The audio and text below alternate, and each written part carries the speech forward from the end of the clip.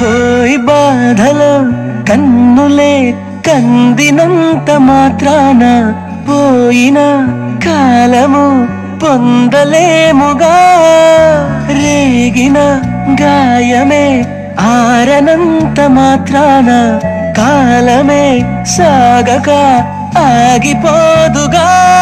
అరిగి నేల ఆకాశం ఉందే మన కోసం, వందేళ్ళ సంతోషం అంతా మన సొంతం.